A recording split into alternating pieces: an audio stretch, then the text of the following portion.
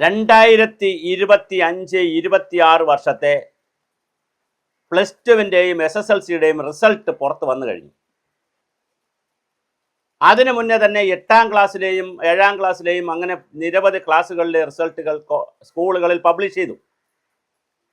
കഴിഞ്ഞ കുറേ വർഷമായി കേരളത്തിൽ നടക്കുന്നൊരു ചർച്ച അടിസ്ഥാനപരമായ അടിസ്ഥാന സൗകര്യങ്ങളുടെ വികസനത്തിൽ സ്കൂളുകൾ ഒരുപാട് മുന്നോട്ട് പോയിട്ടുണ്ട്. പൊതുവിദ്യാഭ്യാസ യജ്ഞം ഇവിടെ നടന്നിട്ടുണ്ട്. ഒരു സർക്കാർ പരിപാടിയായിട്ടാണെങ്കിലും കുറേ കാര്യങ്ങൾ നടന്നു. വിവിധ കാലഘട്ടത്തിൽ രാജാക്കന്മാരുടെ കാലഘട്ടം മുതൽ തുടങ്ങിയ വിദ്യാഭ്യാസ സ്ഥാപനങ്ങൾ വിവിധ കാലഘട്ടങ്ങളിലൂടെ നായർ സർവീസ് സൊസൈറ്റിയും SNDPയും MESും ക്രിസ്ത്യൻ സംഘടനകളും അങ്ങനെ ഒരുപാട് മത സാമുദായിക സംഘടനകളുടെ സ്കൂളുകൾ, വ്യക്തികളുടെ സ്കൂളുകൾ, എയ്ഡഡ് സ്കൂളുകൾ, അൺഎയ്ഡഡ് സ്കൂളുകൾ, സർക്കാർ വിദ്യാലയങ്ങൾ എല്ലാം കൂടി വലിയ ഒരു വിദ്യാഭ്യാസ മാറ്റമാണ് സമൂഹത്തിൽ ഉണ്ടാക്കിയത്. എന്നാൽ പൊതുവിദ്യാഭ്യാസത്തിലെ പ്രത്യേകിച്ച് സർക്കാർ എയ്ഡഡ് സ്കൂളുകളിലെ പഠന നിലവാരത്തെക്കുറിച്ച് പലപ്പോഴും ആശങ്കകൾ വന്നിട്ടുണ്ട്.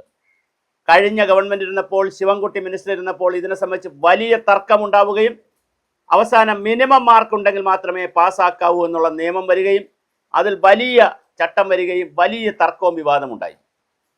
ഈ വർഷത്തെ പൊതുപരീക്ഷയിൽ എന്താ സംഭവിച്ചിരിക്കുന്നത്? 8ാം ക്ലാസ്സിൽ ഏകദേശം 3,83.8 ലക്ഷം വിദ്യാർത്ഥികൾ പരീക്ഷ എഴുതിയതിൽ 86,675 പേർക്ക് ഒരു വിഷയത്തിലോ അതിൽ അധികം വിഷയങ്ങളിലോ D+ ഗ്രേഡ് പോലും നേടാൻ കഴിഞ്ഞില്ല. ABCD ആണല്ലോ. അപ്പോൾ അതായത് വിജയ ശതമാനം 77.6% കുറഞ്ഞു. SSLC പരീക്ഷയിൽ 4,17,497 വിദ്യാർത്ഥികളിൽ 4,10,456 പേർ വിജയിക്കുകയും വിജയ ശതമാനം 99.7 ഉയരുകയും ചെയ്തു. അതെങ്ങനെയാണ് സംഭവിക്കുക? 8ാം ക്ലാസ് എത്തുമ്പോൾ 77%, 10ാം ക്ലാസ് എത്തുമ്പോൾ 99%. ഇതിലെവിടെയോ ഒരു പ്രശ്നമുണ്ട്. ഒന്നുകിൽ കുട്ടികൾ നന്നായി 2 വർഷം കൊണ്ട് വളരെ ഭയങ്കരമായി പഠിക്കുന്നു, അല്ലെങ്കിൽ ടീച്ചർമാർ വല്ലാതെ പഠിപ്പിച്ചെടുക്കുന്നു കുട്ടികളെ, അല്ലെങ്കിൽ സിലബസിൽ പ്രശ്നമുണ്ട്, അല്ലെങ്കിൽ പരീക്ഷയിൽ പ്രശ്നമുണ്ട്, അതല്ലെങ്കിൽ വാല്യുവേഷനിൽ പ്രശ്നമുണ്ട്, അതുമല്ലെങ്കിൽ ഇന്റേണൽ മാർക്കിൽ എവിടെയോ ഒരു പ്രശ്നം കിടപ്പുണ്ട്. അതുപോലെ തന്നെ അടുത്തത് ഹയർ സെക്കൻഡറി വിഭാഗം എടുത്താൽ അവിടെയും നല്ല രസകരമാണ്. പ്ലസ് ടു ഫലങ്ങളിൽ വിജയ ശതമാനം 77.97 താഴ്ന്നു. അപ്പോൾ 8ാം ക്ലാസ്സിൽ 74 കിടക്കുന്നു, 77 കിടക്കുന്നു. 10ാം ക്ലാസ് ആകുമ്പോൾ 99 പോകുന്നു. പ്ലസ് ടു ആകുമ്പോൾ വീണ്ടും 77 കിടക്കുന്നു. ഈ കണക്കുകൾ സാധാരണ വിദ്യാഭ്യാസ കണക്കുകളായി ഒരേ വിദ്യാഭ്യാസ സമ്പ്രദായത്തിൽ 8ാം ക്ലാസ്സിൽ 22% കുട്ടികൾ തോൽക്കുകയും 10ാം ക്ലാസ്സിൽ 1% താഴെ തോൽക്കുകയും പ്ലസ് ടുവിൽ വീണ്ടും 22%അടുത്ത് വിജയം വരികയും ചെയ്യുമ്പോൾ, പരാജയം വരികയും ചെയ്യുമ്പോൾ എവിടെയോ ഒരു പൊരുത്തക്കേട് കിടക്കുന്നുണ്ട്. SSLC പരീക്ഷയുടെ അത്യുന്നത വിജയ ശതമാനത്തിന് പിന്നിൽ കണ്ടിന്യൂസ് ഇവാലുവേഷൻ മാർക്കുകളുടെ സ്വാധീനം പ്രധാന ഘടകമായി വരുന്നു. അങ്ങനെയാണെങ്കിൽ എന്തുകൊണ്ട് അത് എല്ലാ വിദ്യാഭ്യാസ സമ്പ്രദായത്തിനും എല്ലാ ക്ലാസ്സുകൾക്കും വരുന്നില്ല? അത് വളരെ പ്രധാനപ്പെട്ട കാര്യമാണ്. അതുപോലെ ടെർമിനൽ ഇവാലുവേഷൻ വളരെ കുറഞ്ഞ മാർക്ക് നേടിയാലും ഉയർന്ന CA ലഭിച്ചാൽ വിദ്യാർത്ഥികൾക്ക് വിജയിക്കാൻ കഴിയുന്ന സാഹചര്യമുണ്ട്. 30 മാർക്കാണ് ജയിക്കാനെന്ന് തോന്നുന്നു. അതിൽ 18 മാർക്ക് 60-ന് 18 മാർക്ക് വാങ്ങിയാൽ മതി. മറ്റ് വിഷയങ്ങളിൽ 20 മാർക്കോട്ട് വാങ്ങണം. അപ്പോൾ എന്തായാലും ഈ കണക്കുകളിൽ വലിയൊരു പൊരുത്തക്കേട് കാണുന്നുണ്ട്.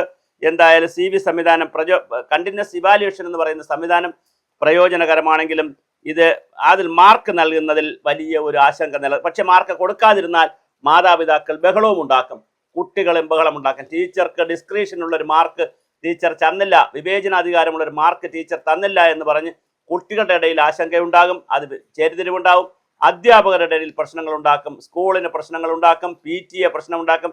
ടീച്ചർക്ക് എന്താ 10 മാർക്ക് കൂടെ കൊടുത്താൽ എന്താ, 5 മാർക്ക് കൂടെ കൊടുത്താൽ എന്നുള്ള വലിയ സമ്മർദ്ദത്തിലേക്ക് ടീച്ചർമാരും അധ്യാപകരും പോകാനുള്ള വലിയ കാര്യമുണ്ട്. അതുപോലെ തന്നെ പ്രത്യേക പരിശീലന ക്ലാസ്സുകൾ, റിവിഷൻ ക്ലാസ്സുകൾ, പരീക്ഷാമുഖമായ പരിശീലനം, ഫോക്സ് ഏരിയയിലുള്ള അടിസ്ഥാന തുടങ്ങിയവ ഈ ഘട്ടത്തിൽ വ്യാപകമായി നടക്കുന്നു. അതിനാൽ വിജയിക്കുന്നുവെങ്കിലും ആഴത്തുള്ള ആശയഗ്രഹണവും അടിസ്ഥാന ശേഷികളും എല്ലായ്പ്പോഴും ഉറപ്പാക്കുന്നില്ല. ഇതിൻ്റെ പ്രതിഫലനമാണ് പ്ലസ് ടു തലത്തിൽ വീണ്ടും വിജയ ശതമാനം ഗണ്യമായി കുറയുന്നതായി കാണുന്നത്. ഇതൊരു അധ്യാപകന്റെ നിരീക്ഷണമാണ്. വിദ്യാർത്ഥികളുടെ അടിസ്ഥാന ശേഷികളുടെ കുറവുകളും സൂചിപ്പിക്കുന്നത്. ഭാഷാ പഠനവും വായനാശേഷിയും എഴുത്ത്, ഗണിത പരിചയം, ആശയഗ്രഹണം തുടങ്ങിയ മേഖലകളിൽ ഒരു വലിയ വിഭാഗം വിദ്യാർത്ഥികൾ പിന്നോക്കം നിൽക്കുന്നുവെന്ന് വ്യക്തമാണ്. പ്രത്യേകിച്ച് ഹിന്ദി, ഇംഗ്ലീഷ് വിഷയങ്ങളിൽ വിദ്യാർത്ഥികൾ കുറഞ്ഞ മാർക്ക് പോലും നേടാനാകാതിരിക്കുന്നതും ശ്രദ്ധേയമായ കാര്യമാണ്. അതിനോട് കൂട്ടി വായിക്കണം, താഴ്ന്ന ക്ലാസ്സുകളിൽ ഇംഗ്ലീഷ് പഠിപ്പിക്കുന്നത് പലപ്പോഴും മറ്റ് അധ്യാപകരാണ്. ഇപ്പോൾ അതിന് ഒരുപാട് മാറ്റം വന്നിട്ടുണ്ട്. സമ്പൂർണ്ണമായോ എന്ന് എനിക്കറിയില്ല. കോവിഡ് ഉണ്ടായ കാലത്തിൽ പഠന നഷ്ടങ്ങൾ ഇതിൻ്റെ ഒരു പ്രധാന കാര്യമാണ്. ഇത്തരം നിലവിലുള്ള മൂല്യനിർണ്ണയ രീതികളെ ശാസ്ത്രീയമായി പരിശോധിക്കേണ്ടതും അതുപോലെ CE സംവിധാനം തുടർന്നും നിലനിൽക്കുന്നുണ്ടെങ്കിലും അതിൻ്റെ മാർക്കിംഗ് രീതിയിൽ ഏകീകരണവും സുതാര്യതയും ഉറപ്പാക്കേണ്ടതുണ്ട്. പ്രാഥമിക ക്ലാസ്സുകളിൽ നിന്ന് തന്നെ ഭാഷാപരവും ഗണിതപരവുമായ അടിസ്ഥാന ശിലകൾ കൊടുത്തുവിടാനുള്ള വലിയ ബഹളം നടക്കണം, വലിയ കാര്യങ്ങൾ നടക്കണം. അതുപോലെ തന്നെ പൊതുവിദ്യാഭ്യാസത്തെ ശക്തിപ്പെടുത്തുന്നത്, അതിൻ്റെ ഗുണനിലവാരവും വിശ്വാസവും കൂടുതൽ ശക്തിപ്പെടുത്തേണ്ടതിൻ്റെ കാലഘട്ടത്തിൻ്റെ ആവശ്യമാണ്. അപ്പോൾ ഇതിനകത്ത് ഞാൻ വ്യക്തിപരമായി BEd പഠിച്ചിട്ടുള്ള ആളാണ്. പക്ഷേ അതുപോലെ തന്നെ ധാരാളം ചെറിയ വയസ്സ് മുതൽ പാരലൽ കോളേജുകളിൽ പഠിപ്പിക്കാൻ അവസരം കിട്ടിയിട്ടുണ്ട്.